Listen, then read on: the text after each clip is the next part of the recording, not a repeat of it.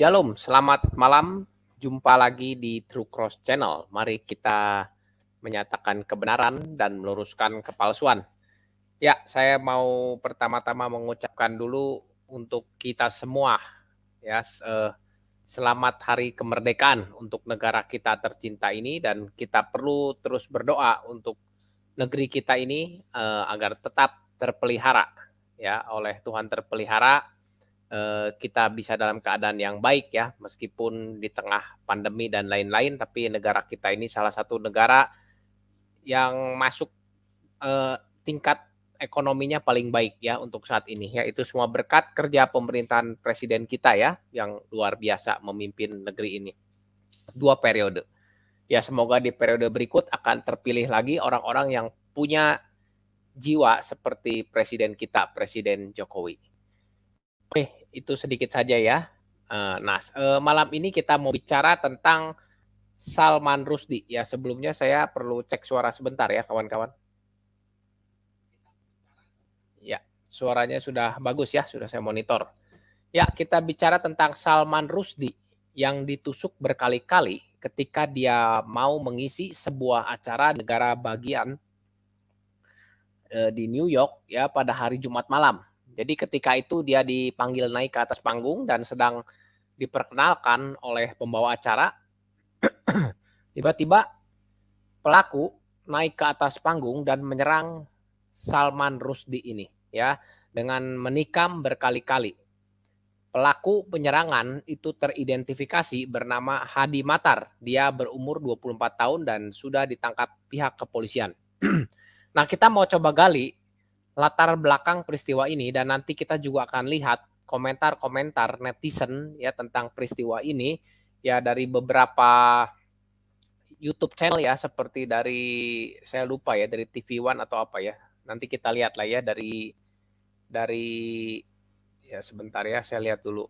Ya, dari kita ada nanti bahas, ya, komentar-komentar di kompas.com dan TV One News, ya. Nanti kita akan bahas dari sana beberapa komentar-komentar kita akan lihat, ya. Nah, siapa Salman Rushdie? Ya, Salman Rushdie ini adalah seorang aktor dan juga pengarang buku. Dia termasuk salah seorang sastrawan penting di akhir abad ke-20. Dan gaya tulisannya itu cukup unik, ya. Itu gaya penulisannya itu campuran antara sejarah dan realisme magis. Nah, dia ini berkebangsaan Inggris, lahir di India tahun 19 Juni 1947, lahir dari keluarga Muslim. Jadi dia pun dari keluarga Muslim, ya.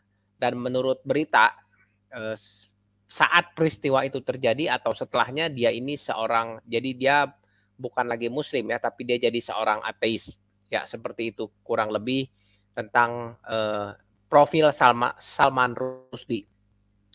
Nah, berbagai penghargaan juga sudah dia dapatkan, ya, lebih kurang. Jadi dia bukan orang yang tidak punya kedudukan seperti itu, ya. Dia sebagai penulis juga cukup terkenal, ya. Dia menghasilkan lebih kurang 13 buku yang telah memenangkan berbagai penghargaan, ya, termasuk itu Booker Prize untuk judul bukunya Midnight Children di tahun 1981 dan Booker of Booker untuk novelnya yang terbit di tahun 1993. Nah, tetapi di tahun 1988 ketika dia merilis satu buku yang berjudul The Satanic Verse, atau bahasa Indonesianya itu ayat-ayat setan. Nah, buku inilah yang mengubah kehidupannya secara drastis.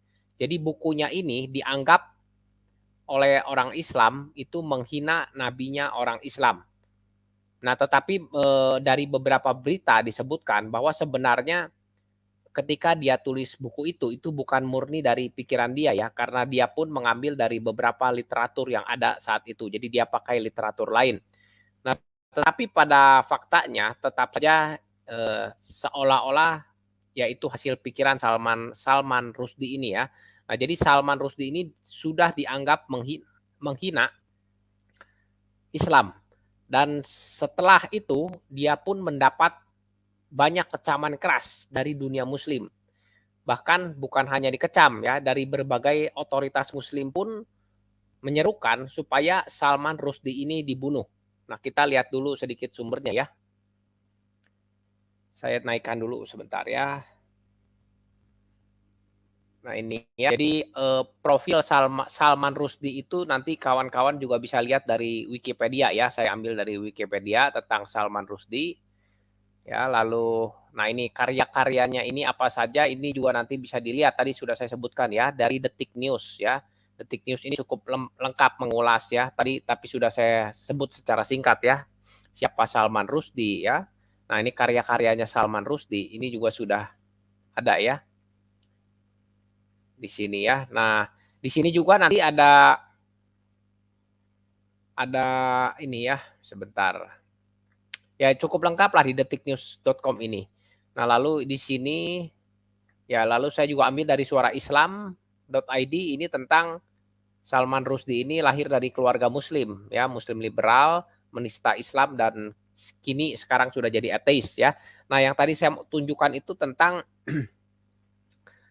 dari berbagai otoritas muslim menyerukan supaya Salman Rushdie dibunuh ya, itu di mana? Nah, ini ya. Ini jadi dari sumbernya dari suaraislam.id ya, .id. Nah, ini ya. Namun pada 1988, jadi setelah penerbitan buku itu ya, bukunya berjudul The Satanic Verse atau ayat-ayat setan dinilai merupakan penistaan agama.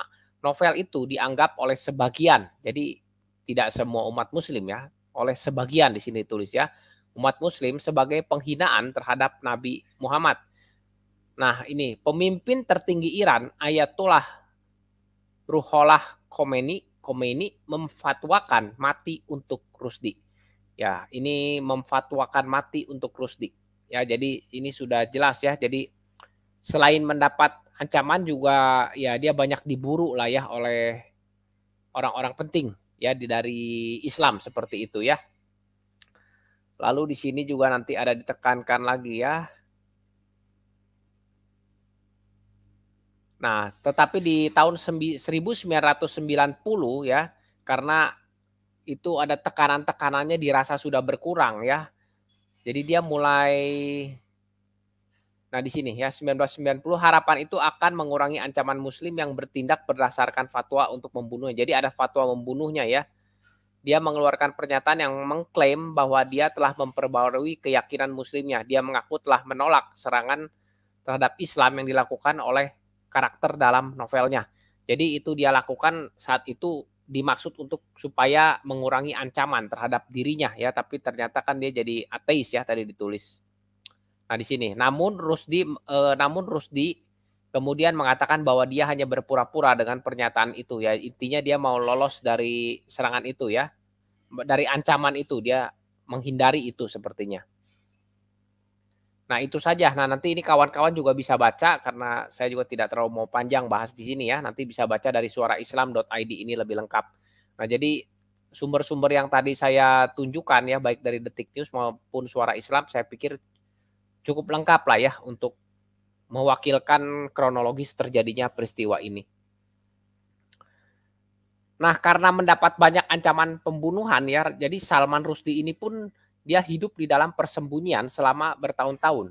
Ya, meskipun selama bertahun-tahun Salman Rushdie ini lolos ya dari berbagai serangan dan dari berbagai teror, tetapi tidak demikian ya dengan beberapa orang yang terkait dengan karyanya ini. Jadi beberapa orang yang sebenarnya itu hanya merupakan penterjemah dari karyanya ini ya dan berada di lain negara dengan Salman Rushdie ini, mereka ini jadi korban ya, korban mungkin orang kesal dengan Salman Rushdie tapi tidak bisa mencapai Salman Rushdie, jadi kena kepada orang-orang yang berkaitan dengan Salman Rushdie ya.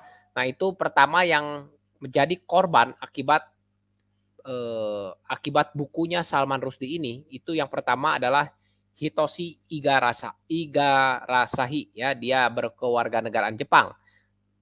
Hitoshi ini ditemukan terbunuh di sebuah universitas di timur laut Tokyo pada Juli 1991 ya. Itu ada nanti di sini ya di detik. Nah, lalu Ettoro Priolo ya, dia orang Itali yang sempat ditikam di apartemennya di Milan ya, tapi untungnya dia berhasil selamat dari serangan itu. Lalu yang ketiga, jadi Ettore ini selamat ya, yang tewas itu Hitoshi, ya Ettore selamat.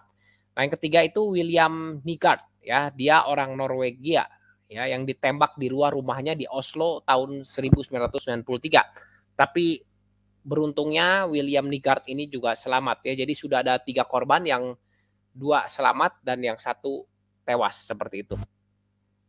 Nah jadi kasus rembetan kasus dari Salman Rushdie ini ya memang berimbas kemana-mana ya, meskipun dia sendiri lolos sebelum Agustus kemarin ya. Nah tetapi akhirnya Jumat 12 Agustus 2002 ya, Salman Rushdie sendiri yang akhirnya benar-benar diserang ketika berada di atas panggung. Nah, kita hanya bisa turut prihatin ya, dan kita doakan semoga Salman Rushdie ini dapat segera pulih ya dari luka-lukanya ya, meskipun kabarnya sudah tidak akan normal seperti sedia kala. Nah, itu tadi berita tentang Salman Rushdie yang bisa saya dapatkan. Sekarang kita akan coba lihat respon-respon dari netizen ya, terutama dari netizen kita yang ada di YouTube channel ya, yang netizen Indonesia yang ada di YouTube channel ya. Nah, kita lihat di sini ya, ini respon dari, ini kan TV One News ya, ini TV One News. Nah, kita lihat beberapa responnya ya. Nah, ini sebenarnya saya refresh dulu ya, saya refresh dulu.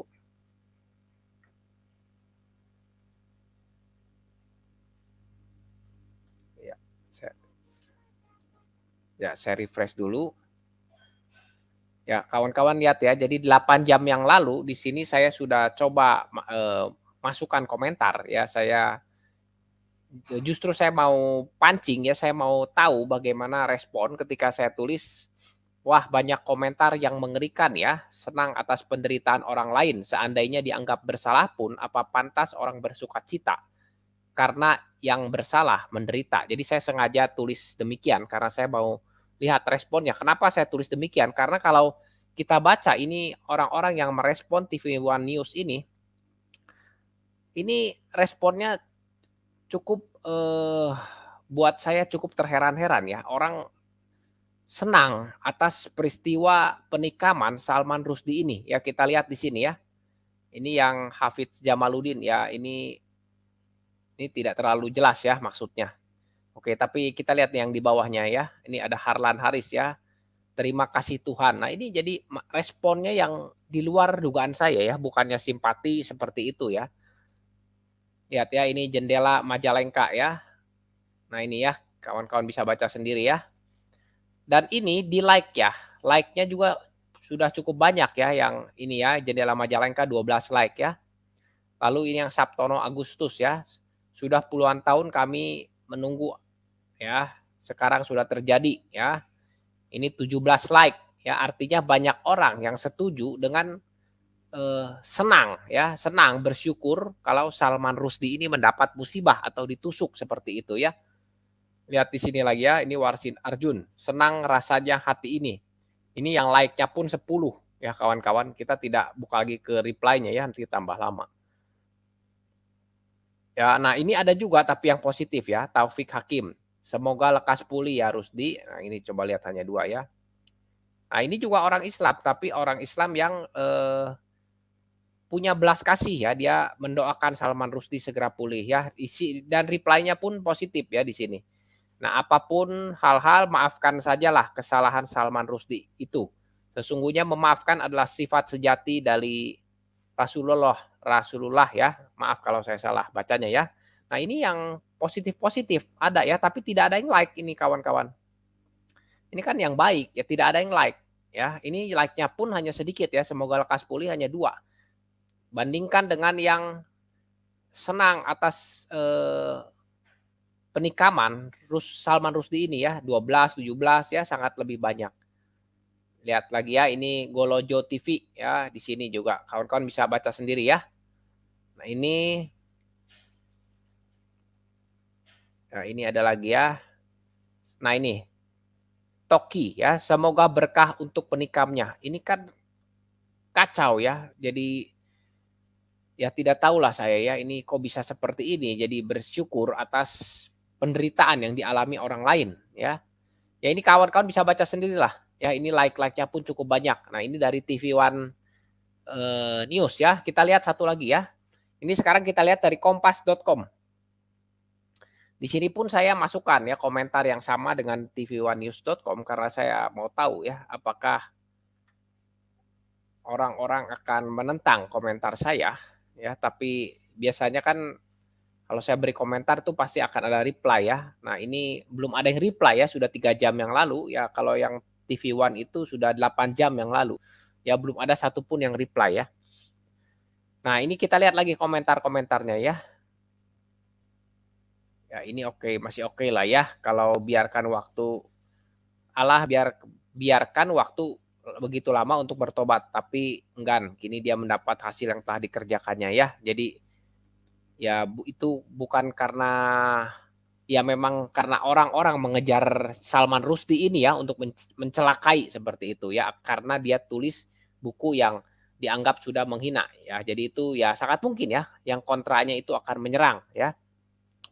Nah, di sini ya Cyborg X ya, ini kawan-kawan juga bisa baca ya. Nah, ini tapi masih lebih baik ya bertobatlah ya. Ya ini masih oke lah ya. Tidak terlalu jadi masalah ya. Tapi tidak, ini kan saya tidak baca ya, siapapun yang menghina, menistakan, menghujat Islam suatu saat pasti akan binasa. Bertobatlah, pelajari Islam dan maka engkau akan tahu indahnya. Ya ini masih oke lah kalau komentar seperti ini. Ini kan artinya tidak mensyukuri peristiwa penusukan itu ya. Ini masih tidak masalah ya.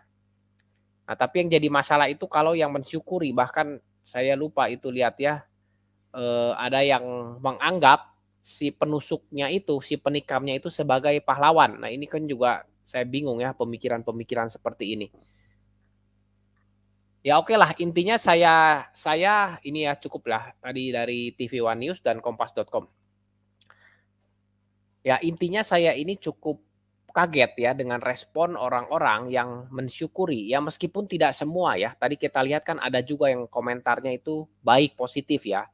Ya maksudnya me mendoakan ya supaya Salman Rushdie bertobat, ya apapun ya, itu intinya kan tidak mensyukuri ya, supaya dia bertobat masuk Islam, ya itu masih oke ya, itu kan intinya tidak mensyukuri ya, menyuruh Salman Rushdie bertobat itu masih oke ya. Nah tapi yang jadi masalah itu yang mendukung terjadinya peristiwa ini, yang senang dengan Salman Rushdie ditusuk. Nah itu yang di luar dari pemikiran saya ya. Nah itulah tadi komen-komen yang bisa kita lihat.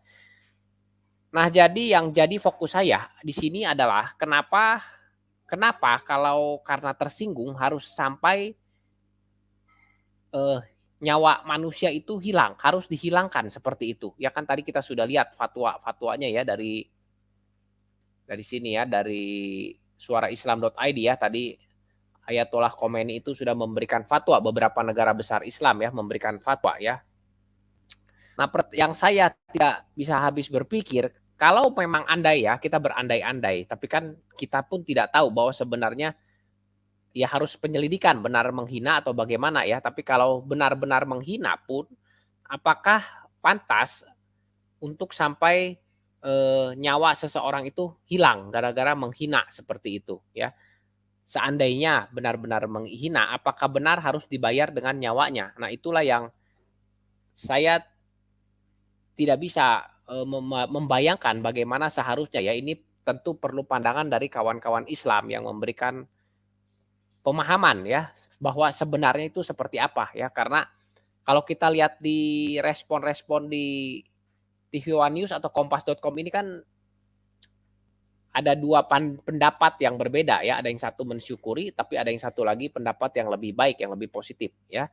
Nah, jadi yang mana sebenarnya pandangan dari Islam tentang hal ini, yaitu perlu masukan dari kawan-kawan Islam ya, mungkin kawan-kawan Islam bisa tulis nanti di kolom komentar ya, seperti itu.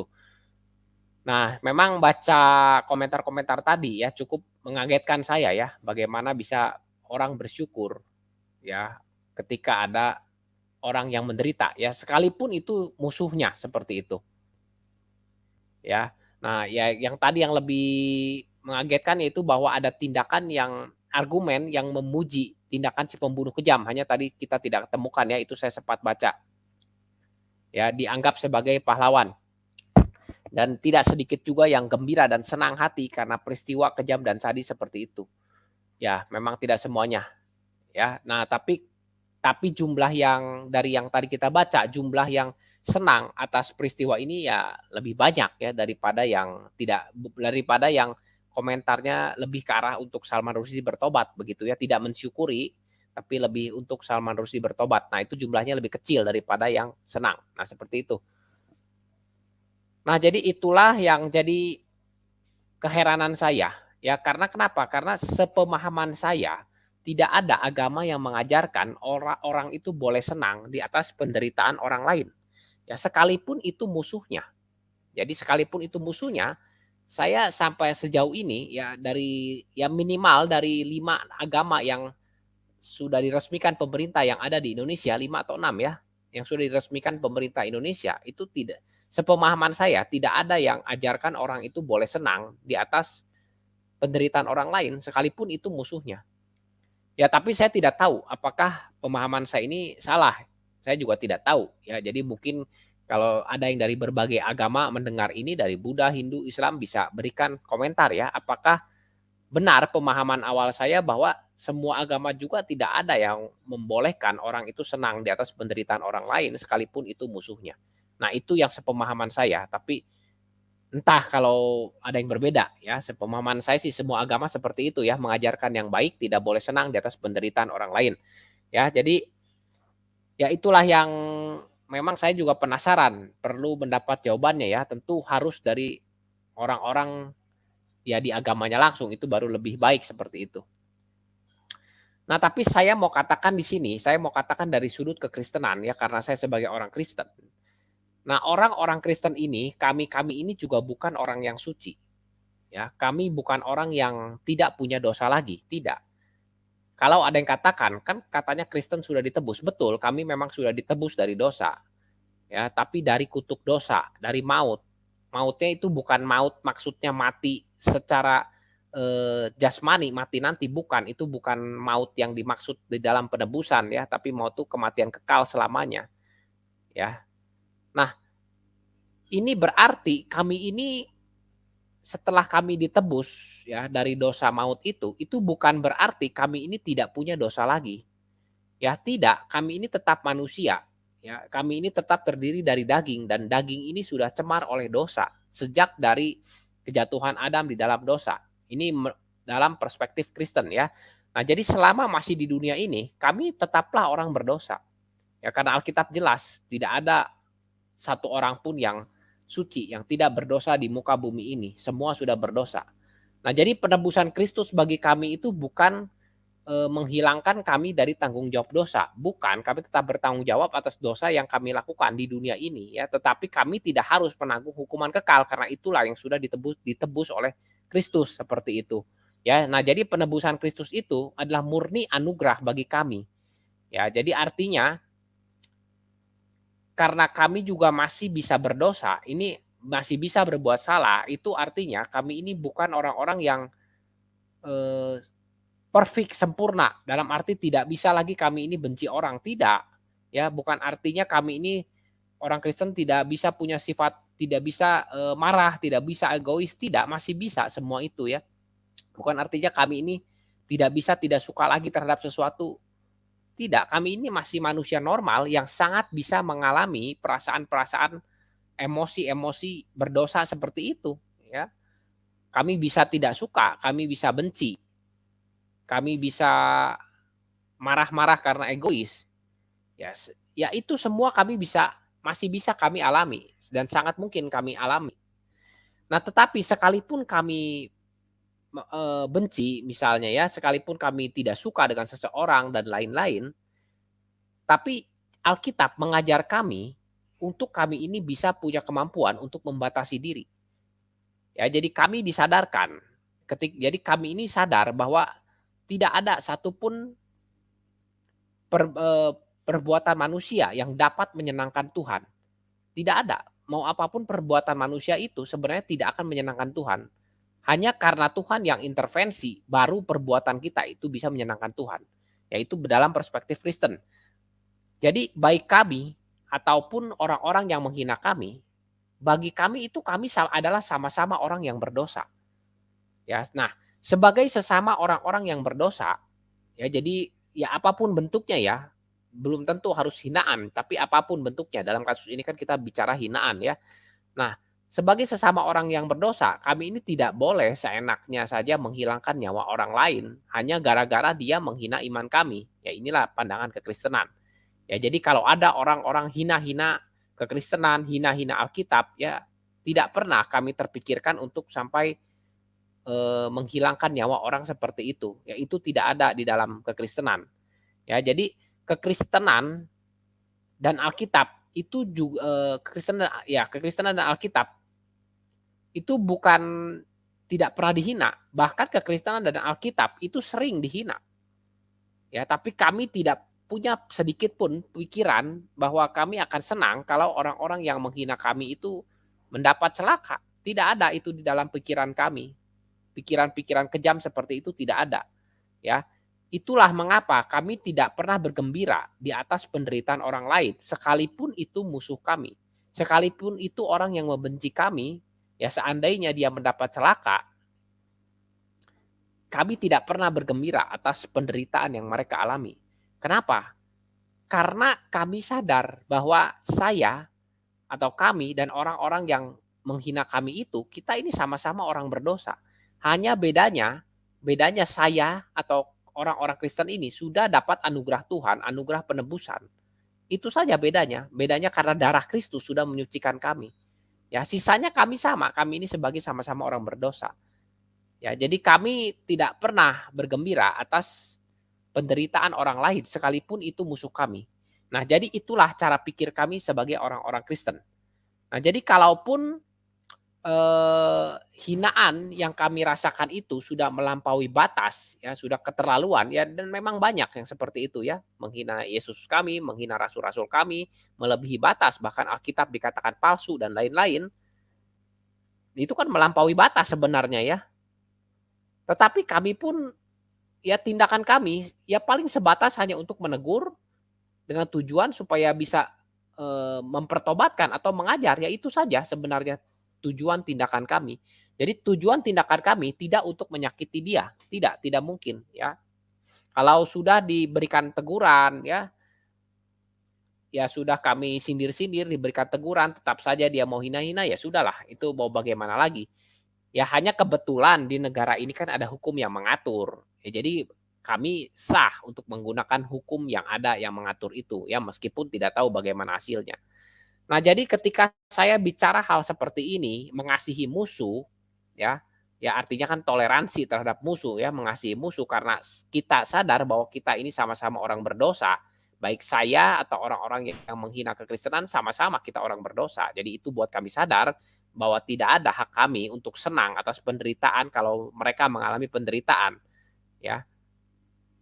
Nah, jadi saya bicara seperti itu bukannya bicara yang mengawang-awang, bukan, karena saya sendiri kekristenan dan Alkitab sendiri pun mengalami hinaan ya, diserang-serang, dihina-hina oleh orang-orang di luar kekristenan. Ya dan kami pun sebagai orang Kristen kami memang tidak berpikir berpikir apa kami tidak berpikir untuk supaya orang itu tersakiti, tidak ya. Tapi itu bukan artinya kami tidak merasakan sakit hati ketika kami orang-orang Kristen dihina, Alkitab kami dihina. Bukan artinya memang kami tidak bisa ada niat yang jahat terhadap mereka, betul. Tapi bukan artinya kami ini robot yang tidak punya perasaan, tidak. Jadi ketika kekristenan dihina, Alkitab dihina, ya kami pun merasakanlah seperti apa rasanya kalau kitab kami dan Allah kami dihina orang agama lain, ya itu kami rasakan. Ya itu mungkin kawan-kawan dari luar Kristen pun akan merasakan hal yang sama dengan saya ya. Orang Islam akan merasakan hal yang sama dengan saya kalau kitabnya dihina-hina ya. Kekristenan pun sama akan merasakan hal-hal yang seperti itu kalau kitab Kristen dihina. Ya itulah perlunya kita saling toleransi karena semua orang mengalami perasaan yang sama ketika agamanya, imannya dihina. Ya itulah fungsinya kita harus tidak usah bahas-bahas agama orang lain seperti itu. Ya kalau mau tanya ya bertanyalah, tapi jangan menarasikan sesuatu yang salah. Itu kan nanti akhirnya jadi masuknya ke penghinaan seperti itu. Dan saya maupun kawan-kawan saya Islam ya pasti tahu ya, saudara-saudara saya Kristen, kawan-kawan saya Islam, tidak ada yang mau imannya dihina karena rasa pasti sakit. Ya seperti itu. Nah, hanya di dalam kekristenan dia diajarkan, ya kami sih ya ini sebatas menegur saja. Ya itulah cara-cara di dalam kekristenan. Ya baik terhadap di luar Kristen maupun terhadap orang-orang Kristen sendiri ya yang suka menyalah-nyalahi yang salah memahami Alkitab lalu menyebarkan ajaran yang salah. Ya kami pun terhadap mereka ya hanya berargumen saja, tapi tidak ada kami berniat untuk tindakan-tindakan fisik seperti itu. Ya apalagi senang kalau dia mengalami penderitaan, tidak ya.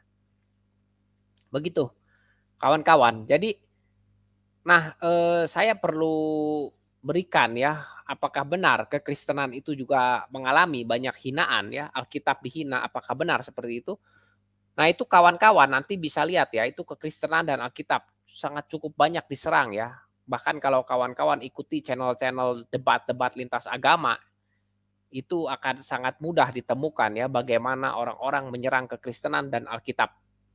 Ya, itu ya banyak ya channel-channel debat lintas agama itu seperti HMC ya, Michan Official, Riva MOE ya, Yonatan Nandar, Triun Slayer, ya itu banyak ya. Nanti kawan-kawan bisa ikuti di sana, banyak sekali nanti ditemukan bagaimana kekristenan dihina. Ya memang memang bukan hanya dari Islam yang orang-orang ini kan sebagian ya, tidak semua ya yang menghina Kristen, tapi dari pihak Kristen pun ya tidak semua Kristen juga, sebagian ya, ada yang sama menyerang-nyerang Islam. Ya sama ya, kita bisa lihat di channel-channelnya Kristen yang seperti itu. Jadi dari kedua sisi ada ya. Nah ini saya mau kasih lihat ya, satu channel ya. Ya ini ya, kawan-kawan bisa lihat ya, ini channelnya Yonatan Nandar. Saya hanya ingin memperlihatkan apakah ini bagi kawan-kawan ya, apakah ini hinaan terhadap kekristenan atau bukan ya. Yang pertama, dia ini suka pakai gelar-gelar evangelis. Ini kan gelar-gelar di dalam kekristenan. Ya, bahkan saya lupa ya siapa pernah katakan ya bahwa ya tidak perlulah kalau orang Kristen itu pakai atributnya Islam. Ya, apalagi yang sudah dulunya Islam jadi Kristen tapi masih pakai atribut-atributnya Islam. Kan orang Islam pun marah ya. Nah, ini sama ya, Yonatan Nandar ini kan dia orang Islam tapi pakai juga atribut-atribut Kristen. Nah, di sini saya mengajak kawan-kawan ya baik dari Islam dan Kristen untuk punya cara pandang itu yang seimbang begitu ya. Jadi jangan menuntut sesuatu kalau dia tidak mau alami hal itu, tapi ya jangan juga kerjakan seperti itu. Jadi harus ada keseimbangan cara pandang di sini. Baru kita bisa menilai segala sesuatu dengan benar ya. Jadi ya kan saya sepakat ya. Orang Kristen jangan pakai atribut Islam ya. Ini untuk menjaga kondusivitas ya. Saya sepakat. Ya, nah tetapi ya pada kenyataannya memang banyak yang masih seperti itu. Nah ini pun sama, ini Yonatan Nandar salah satunya pakai gelar evangelis. Ya, oke ya. Nah lalu ini ya, ini kalau saya lihat apa ini, Bambang Nursena, jujurlah Alkitabmu sudah palsu. Memang dia pakai tanda tanya, tapi kan kita tahu jelas apa maksudnya ini. Ya, ini bukan bertanya, ini sindiran. Ya, ya apa kepentingan Yonatan Nandar untuk bicara hal-hal seperti itu? Apa hubungan Alkitab Kristen dengan Yonatan Nandar? Yonatan Nandar ini kan orang Islam. Ya untuk apa Anda bahas-bahas Kristen, lalu Anda seolah-olah mau tunjukkan bahwa Alkitab kami palsu? Apa kepentingannya bagi Anda? Ya Alkitab mau palsu atau tidak? Adakah urusan dengan iman Anda? Ya itu yang pertanyaan saya ya kepada orang-orang seperti Yonatan Nandar ya. Setiap hari bahas-bahas Kristen. Ya ini lihat saja ya di channelnya ya, 1 jam yang lalu, 5 jam yang lalu, 19 jam yang lalu ya. Ya semua ini ya kecuali ini ya ada yang dia bahas tentang kemerdekaan ya. Tetapi intinya ya ini bahas-bahas Kristen semuanya ya.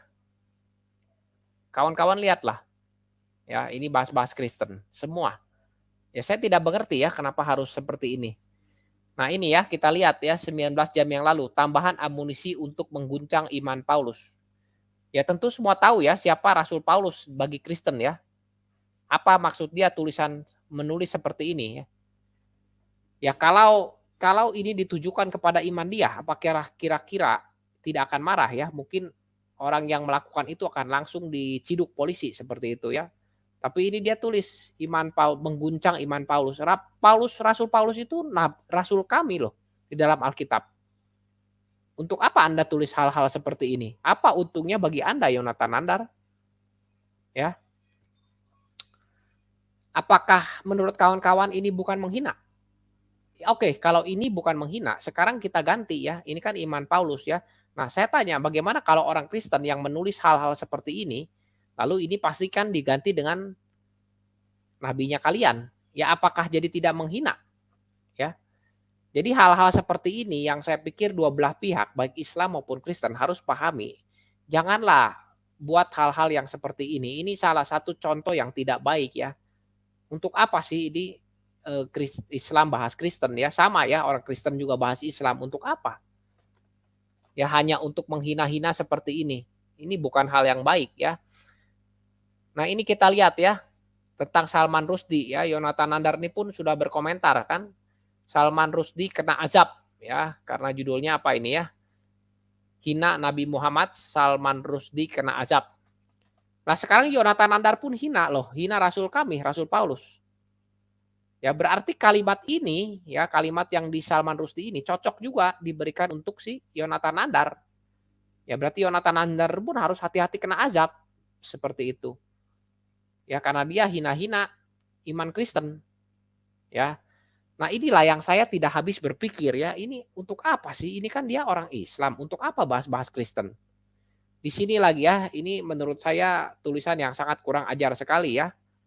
Gagalnya kristenisasi di Indonesia. Ya siapa? Kristen mana yang mau kristenisasi di Indonesia? Jangan bicara seperti itu begitu loh ya. Kami tidak pernah punya misi kristenisasi. Apa itu kristenisasi? Kami sadar tidak mungkin semua orang ini beragama Kristen lah. Tidak akan mungkin. Kita agama di Indonesia ada 6 yang disahkan pemerintah. Ya semua ada bagiannya masing-masing. Lagi pula di dalam kekristenan, iman itu bukan usaha manusia. Bukan kami yang bisa pilih kami jadi Kristen. Juga bukan kami yang bisa buat orang jadi Kristen. Itu bukan tugas kami loh. Jadi kalau Yonatan Nandar tulis gagalnya kristenisasi di Indonesia, ini menghina kekristenan. Ya, karena bagi Kristen bukan kami ini yang bisa pilih kami mau jadi Kristen.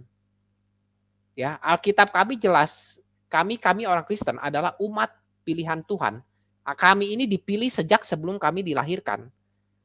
Jadi ketika Tuhan yang sudah pilih kami, maka narasinya Nandar gagalnya kristenisasi di Indonesia, ini kan artinya orang-orang yang berusaha membuat kristenisasi Indonesia itu kan artinya ada orang yang berusaha membuat orang-orang itu jadi Kristen semua. Seperti itu kan artinya. Sedangkan di dalam Alkitab dikatakan tidak ada satu manusia pun yang bisa pilih dia mau selamat, tidak bisa. Harus Tuhan yang tentukan bahwa dia akan jadi Kristen atau tidak, bahwa dia umat pilihan atau tidak, itu Tuhan yang tentukan, bukan usaha kami manusia. Kami ini hanya menyebarkan jala. Makanya ketika di dalam kekristenan, di dalam doktrin keselamatan Alkitab, bahwa untuk selamat, untuk jadi Kristen itu bukan usaha manusia, tetapi Yonatan Nandar tulis di sini gagalnya kristenisasi di Indonesia. Ini kan artinya ada orang yang sekelompok orang berusaha membuat orang-orang di Indonesia jadi Kristen semua. Ini kan artinya melawan kebenaran Alkitab. Dia sebagai orang Islam lalu bicara Alkitab dan salah. Sini salahnya juga bukan salah lagi ya. Ini bukan kekristenan yang dia bicarakan seperti itu. Jadi apa maksudnya ini? Menyerang-nyerang Kristen seperti ini padahal ini bukan ajaran kekristenan. Tidak ada kristenisasi di agama Kristen, tidak di Alkitab, tidak ada kristenisasi ya seperti itu. Ini baru satu contoh ya yang kita bahas Yonatan Nandar ya. Saya cukuplah ini saja satu ya. Ya dan ini masih banyak lagi ya ini ya. Ini kasusnya Ferdy Sambo. Ya kita tahu kasus Ferdy Sambo ini yang terlibat ini setahu saya ya yang utamanya ini ya Irjen Ferdy Sambo, Barada terus Brigadir J, lalu istrinya ini semua Kristen. Ya tapi apa maksudnya ini ya kita baca ya ketika anak-anak Tuhan bertikai siapa yang ditebus dosanya. Ini satu kalimat ya retorika ya yang ini yang bernada mau mengejek kekristenan. Ya, ini saya tanya lagi Yonatan Nandar, apa motif Anda menulis hal-hal seperti ini?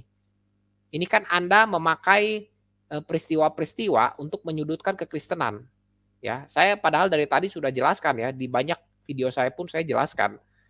Emang kalian pikir kekristenan orang Kristen itu tidak ada dosa lagi? Ya tidaklah, kita masih bisa berbuat salah. Tapi ketika ada yang bersalah, untuk apa Anda serang Kristennya? Untuk apa Anda mengejek-ejek kekristenan seperti ini? Yaitu murni pribadinya lah. Ya, jadi kalau Anda mau serang ya serang pribadinya seperti itu. Jangan Kristennya Anda ejek-ejek, siapa yang ditebus dosanya. Ini kan mengejek kekristenan. Coba kawan-kawan, ini kita harus berpikir dengan jernih ya. Bagaimana kalau ada orang Kristen yang melakukan hal-hal seperti yang dilakukan oleh Yonatan Nandar ini. Ya, ini Yonatan Nandar ya. Subscribernya pun besar ya. 218.000 subscriber. Ini tidak main-main ya, ini besar. Jadi ketika dia buat video ini akan mempengaruhi banyak orang. Ya. Nah, saya tidak tahu ya, ini bisa disimak lah semua isi videonya banyak sekali ya. Ini lihat ya. Lalu ini dengan seenaknya ya dia katakan pendeta Esra Soru ini ya sangat disayangkan sekelas Esra Soru tidak jujur tentang Yohanes 20 ayat 28. Ini lebih lucu lagi bagi saya. Yonatan Nandar, Anda ini orang Islam. Kenapa Anda yang menilai pendeta Esra Soru tidak jujur Yohanes 20 ayat 28? Ya, apa kaitan dengan Anda? Anda kan orang Islam. Kitab Anda bukan Alkitab. Ya, kenapa Anda yang menilai pendeta Esra Soru tidak jujur Yohanes 20 ayat 28? Ya, kalau mau mengatakan pendeta Esra Soru salah tentang pemahaman ayat Yohanes 20 ayat 28 itu pun bukan hak Anda, itu akan menjadi hak kekristenan yang akan bahas-bahas itu. Tidak ada urusan dengan Anda, Yonatan Nandar. Ya. Dan Anda berkata seperti ini seolah-olah Anda ini lebih tahu daripada orang-orang Kristen yang sudah belajar, yang sudah sekolah. Seperti itu Yonatan Nandar. Nah, coba kawan-kawan bayangkan bagaimana ini kan Yonatan Nandar terhadap kekristenan ya. Dia seenaknya saja mengatakan pendeta Esra Soru ya tidak jujur ya, bukan tidak paham lagi ini, tidak jujur. Berarti kan berbohong seperti itu ya tentang Yohanes 20 ayat 28 ya. Ini Nandar orang Islam ya, berani berkata seperti ini tentang pemahaman orang Kristen terhadap Alkitab. Coba kawan-kawan renungkan bagaimana jika terjadi sebaliknya. Ini kan artinya orang Islam merasa lebih tahu dari orang Kristen. Nah, lalu bagaimana nanti kalau ada orang Kristen yang merasa lebih tahu dari orang Islam? Apa yang terjadi? Ya sudah ada yang terjadi ya. Saya tidak bertanya lagi apa yang terjadi, sudah ada yang terjadi. Itulah dengan Muhammad KC. Ya, itulah dengan Paul Zhang. Ya, Muhammad KC kan sudah merasa lebih tahu dari orang Islam.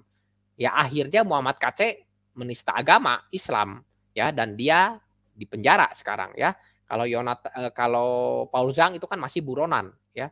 Nah, inilah Anda Yonatan Nandar, Anda mengerjakan hal yang sama ini dengan MKC dan Paul Zhang. Jadi Anda tidak ada bedanya dengan Muhammad KC dan tidak ada bedanya dengan Paul Zhang. Sama Anda ini semua. Ya, kerjanya hanya menghina-hina agama orang lain setiap hari ini ya. Ini 3 minggu yang lalu ya. Ya nanti kawan-kawan bisa lihat sendirilah ini dari Yonatan Nandar ya. Ini saya pikir sudah terlalu lama ya bicara satu tentang Yonatan Nandar ini. Ya tapi itu kan di ranah debat lintas agama ya, di ranah YouTube seperti itu. Ya tapi hinaan-hinaan terhadap kekristenan ini bukan hanya terjadi di dunia maya, itu banyak juga terjadi yang di luar dunia maya dan dikerjakan oleh orang-orang yang cukup punya nama ya, seperti dikatakan disalib ada jin kafir ya, Tuhan Yesus lahir siapa bidannya, lalu Tuhan Yesus digantung di tiang jemuran, ya dikatakan Alkitab kita ini sudah bukan Alkitab yang bukan Alkitabnya sudah dipalsukan seperti itu ya, dan lain-lainnya lagi. Ya mereka ini bukan orang-orang biasa loh, mereka ini bukan orang-orang sembarangan, orang-orang yang cukup terkenal yang hina-hina Kristen. Ya, dan sampai saat ini juga banyak yang belum jelas ya bagaimana kelanjutan kasus hukumnya ya, tapi ya sudahlah. Kami ini kekristenan sebenarnya tidak terbiasa ya untuk hal-hal seperti ini dibawa-bawa ke ranah hukum, tidak. Kami lebih senang untuk ya mendebat seperti itulah, kami akan luruskan seperti itu. Kalau di zaman dulu biasa saling menulis buku ya, saling jawab-menjawab itu kalau antara kekristenan ya. Nah tetapi untuk menjawab tuduhan-tuduhan dari yang lain, kekristenan pun biasanya buat buku ya. Nah tetapi karena di negara ini kan ada hukum, jadi tidak salah juga kalau kami pakai jalur hukum seperti itu ya. Ya meskipun hasilnya ya seperti yang kawan-kawan tahu sekarang ya, tapi ya sudah tidak jadi masalah juga bagi kami ya, mau diteruskan atau tidak jadi masalah ya. Nah pada intinya kami kekristenan, jadi di sini ada juga ya kawan-kawan sekarang sudah lihat ya, ya terutama yang di luar Kristen sudah lihat bahwa kami kekristenan pun mengalami dihina, diserang ya, iman kami diserang, iman kami dihina, Alkitab kami dihina ya, itu kami pun alami. Ya, tapi kami tidak menyimpan dendam terhadap mereka, tidak. Kami tidak pernah mendoakan yang buruk-buruk terhadap mereka, tidak.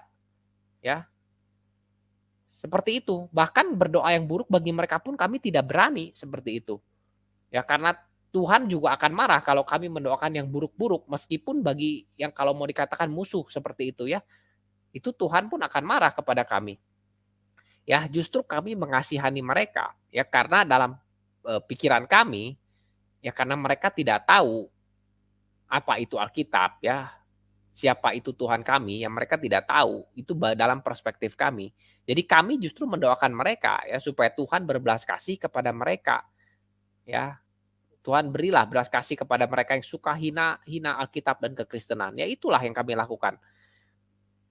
Ya, lalu seandainya kita berandai-andai mereka-mereka ini ya seperti ya anggap yang tadi ya Yonatan Andar dan lain-lain itu anggap saja mereka tertimpa musibah ya atau terkena konsekuensi hukum. Kami pun tidak merasa senang kawan-kawan. Tidak, kami tidak pernah merasa senang.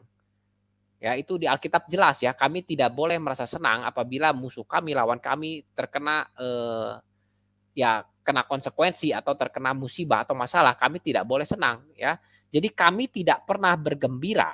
Kami tidak pernah bergembira, kekristenan tidak pernah bergembira sekalipun musuh kami mendapat ganjaran yang seharusnya. Ya.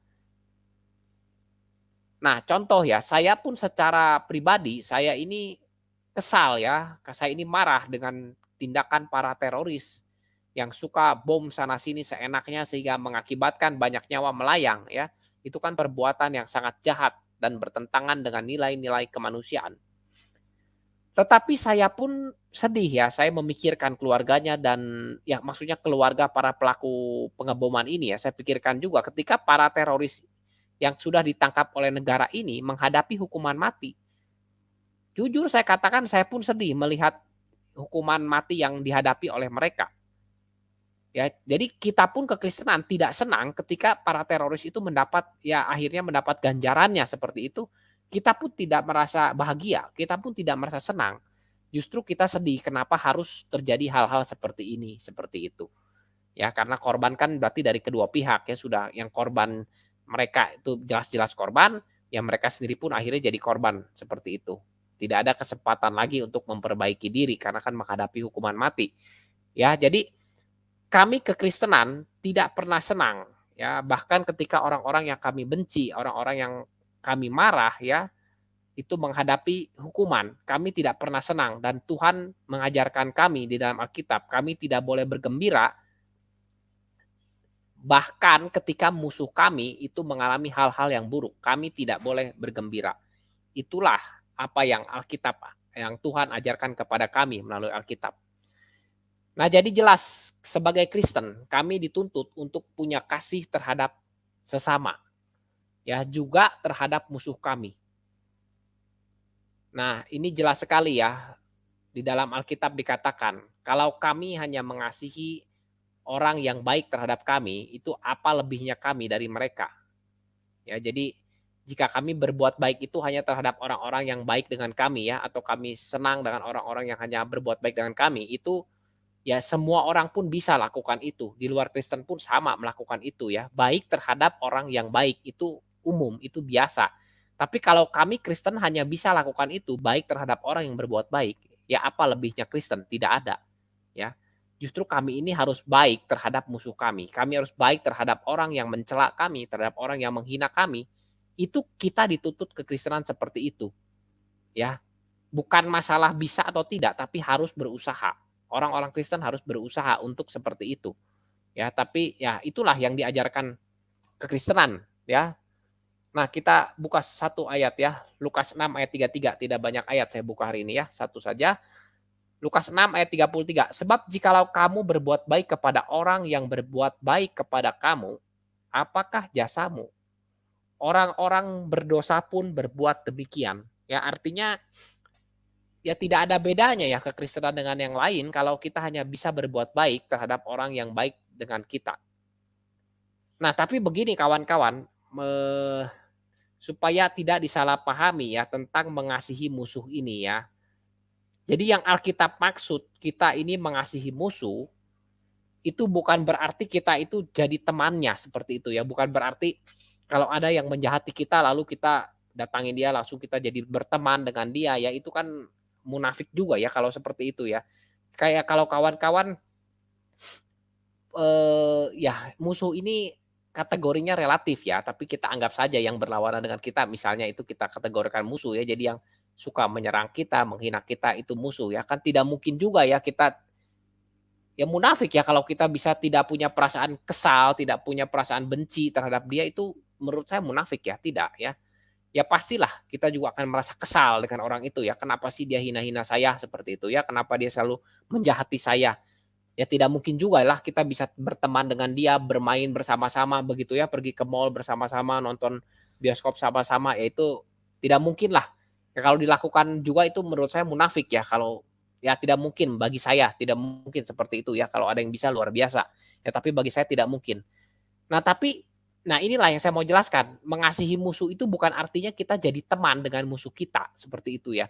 Bukan artinya kita bisa jalan-jalan ke bioskop dengan musuh kita ya, makan bareng bersama musuh kita, tidak harus jadi seperti itu ya. Saya katakan kan kalau ya menurut saya munafik ya kalau ada yang bisa seperti itu, tapi ya saya tidak menyangkal juga ya, mungkin ada yang bisa, orang Kristen mungkin ada yang bisa, tapi saya pribadi tidak mungkin bisa, ya. Nah, tetapi yang mengasihi yang dimaksud Alkitab di sini adalah memperlakukan orang itu dengan sewajarnya, memperlakukan musuh kita itu dengan sewajarnya sebagaimana sesama manusia. Ya, jadi pengertian mengasihi musuh itu bukannya kita harus jadi berteman dengan dia, lalu kita jadi bisa jalan-jalan bareng ya, sahabat karib ya. Ya mungkin kalau jadi sudah bertobat ya bisa saja nantinya ya. Tetapi yang saya maksud dalam peristiwa yang masih dalam satu kurun waktu seperti itu ya. Musuh tiba-tiba berteman jalan dekat itu kan sulit ya. Nah, jadi kita masih harus dalam rasional ya berpikirnya. Nah, itu menurut saya kan tidak mungkin. Nah, memang yang Alkitab maksud juga bukan seperti itu, begitu loh. Tapi yang Alkitab maksud itu adalah memperlakukan musuh kita itu dengan sewajarnya sebagaimana sesama manusia. Ya itu yang dimaksud Alkitab, memperlakukan orang sewajarnya. Yang dalam artian begini, kalau musuh kita itu sedang mengalami musibah ya atau musuh kita sedang mengalami kesulitan, ya kita pun harus tetap tolong dia, begitu. Kita perlu tolong dia. Ya contohnya ya, musuh kita ini, kehausan seperti itu ya, mau pingsan kehausan. Kita sebagai orang Kristen, ya meskipun dia musuh kita, tetap kita harus berikan air, beli air berikan kepada dia minum, supaya dia tidak menderita kehausan lagi. Kita tetap perlu tolong dia. Ya seandainya musuh kita ini jatuh miskin sampai tidak bisa makan, kalau kita ketemu, ya kita harus tetap berikan sesuatu supaya dia bisa makan, supaya kebutuhan dia untuk sebagai manusia tercukupi, ya kita yang bisa kita tolong, kita perlu tolong. Nah itulah yang perlu kita lakukan terhadap musuh kita. Ya memang secara inti dia secara perasaan dia ini masih tetap musuh lah, belum baikan seperti itu ya. Tapi apapun yang terjadi, tetap kita harus tolong dia, ya dia ini manusia yang perlu kita tolong. Itu saja yang Alkitab ajarkan ya. Jadi seandainya dia kurang makan, kita perlu beri dia makan. Seandainya dia sakit, tidak bisa beli obat, ya kalau kita kebetulan ketemu, kita tahu, ya kita harus belikan dia obat supaya dia bisa makan obat itu dan jadi sembuh. Ya, intinya kita perlu tolong orang yang kita anggap musuh kita. Ya, itu bukan tolong dia itu bukan berarti kita jadi teman dia, tidak ya. Tetap permasalahan belum selesai. tapi itu artinya kita mengerjakan, ya, kita menganggap dia sebagai manusia sebagaimana kita artinya memperlakukan dia sebagaimana seharusnya kita memperlakukan manusia sebagai makhluk Tuhan, seperti itu. Nah, itulah yang Alkitab tuntut dari kita. Nah, itu kan kalau terhadap musuh ya, tapi pernah ada yang bertanya kepada saya, bagaimana kalau ada orang Kristen yang kepahitan terhadap orang tua? Nah, ini ya, ada yang bertanya kepada saya seperti itu. Maka saya jawab, yang namanya perasaan ya, kepahitan ya mungkin karena apa penyebabnya saya tidak tahu ya, saya tidak tanya terlalu panjang juga ya. Tapi yang namanya perasaan hati itu ya memang tidak bisa ditutup-tutupi ya. Nah, selama masalah utama tidak selesai, ya kepahitan pasti tidak akan belum lenyap. Nah, tetapi sekalipun ada kepahitan terhadap orang tua, ya kalau terhadap musuh saja kita perlu tetap mengasihi, kita tetap perlu perlakukan musuh kita sebagai mana manusia sewajarnya, kita harus tolong dia, ya apalagi terhadap orang tua kita, ya kita tetap harus kerjakan tanggung jawab kita sebagai seorang anak.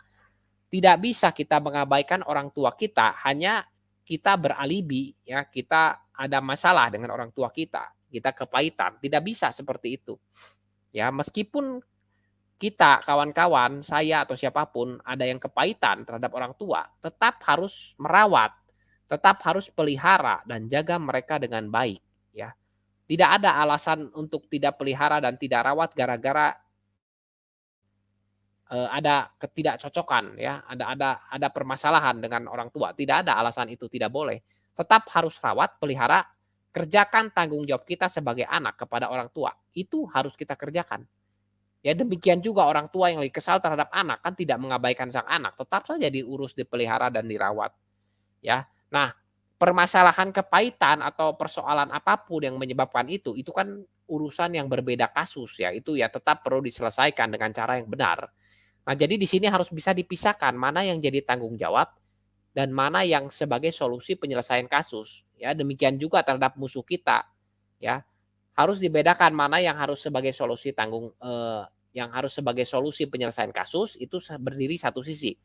Tapi di satu sisi tanggung jawab kita untuk memperlakukan dia sebagai sesama manusia tetap perlu kita kerjakan.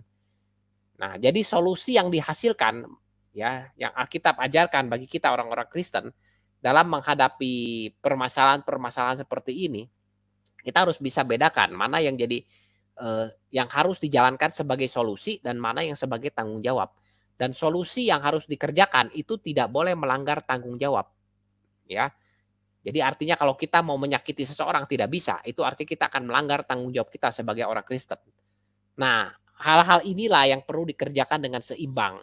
Ya, supaya kita jadi bisa memperlakukan manusia sebagaimana Tuhan mau kita perlakukan manusia itu sebagai gambar dan rupa Allah, seperti itu. Ya, jadi itulah namanya penghargaan terhadap kemanusiaan, artinya kita pun menghargai Tuhan yang sudah menciptakan manusia sesuai gambar dan rupa Allah. Ya, jadi itulah sikap yang harus kita miliki sebagai orang Kristen terhadap musuh kita ya atau terhadap orang-orang yang eh, bersimpangan dengan kita seperti itu. Nah, jadi itu saja kawan-kawan yang mau saya bagikan tentang kasus Salman Rushdie ini dan bagaimana saya juga sudah tunjukkan bahwa kekristenan pun ya mengalami hinaan-hinaan dan serangan-serangan dari orang-orang di luar Kristen. Kami pun orang Kristen alami ya. Jadi ketika saya bicara seperti ini itu bukan lagi hanya teori-teori bukan ya, tetapi sudah dialami juga dan kami juga mengerjakan apa yang Alkitab ajarkan bagaimana kami harus memperlakukan orang-orang yang menyerang kami, yang menghina kami ya, bagaimana kami harus memperlakukan mereka seperti yang tadi sudah saya bahas. Nah, kawan-kawan kita juga perlu doakan semoga Tuhan berbelas kasih menolong dan memulihkan Salman Rushdie dengan segera. Ya, kita juga perlu doakan supaya Tuhan berbelas kasih ya membatasi kejahatan-kejahatan kemanusiaan yang sudah melampaui batas seperti ini. Baik, saya bicara cukup sampai di sini saja. Terima kasih bagi yang sudah subscribe dan mohon subscribe juga bagi yang belum. Mari terus berjuang bersama menyatakan kebenaran Alkitab dan sampai jumpa di topik selanjutnya. Tuhan memberkati.